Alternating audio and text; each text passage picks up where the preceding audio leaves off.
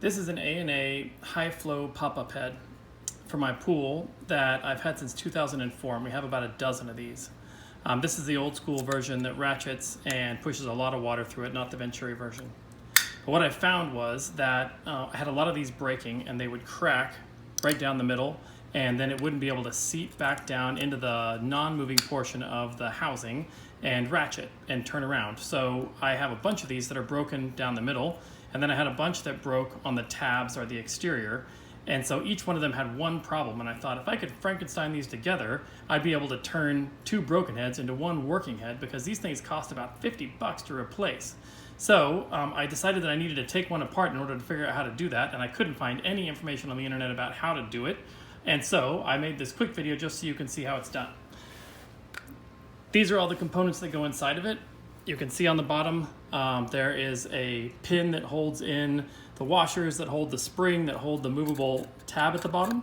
That's all these components right here. You just have to pull this pin out, freeze up the moving stick and the spring, and just make sure those things don't fly across the room.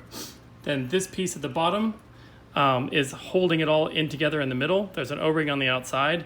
And then the catchy part is that inside are all these components that cause the teeth to make things ratchet. And so this all fits together inside the device like this. And then it all goes inside here. But I could not figure out how to get this piece out. It's the movable section, and I couldn't figure out how to get it out. So I smashed it out just so I could break one and figure out how to work it. The way it is held in is with two little small set pins that are in the side of the unit. And so I used a very small needle. Let's see if I can make sure you can focus on this. Right inside is one of the pins that I drove in, and on the other side is the pin as it sits naturally.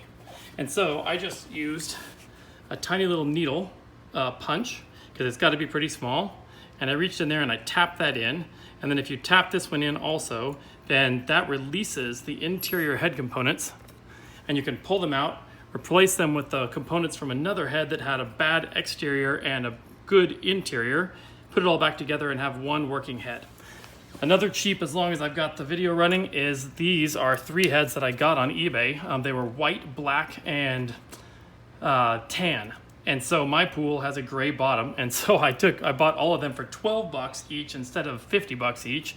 And then I used some really high-duty Rust-Oleum spray paint that is good for plastic and is very durable, and I painted them all, and hopefully they're all going to look just as good on the bottom of my pool, and my wife will never know. That's it. Hope that helps. Bye.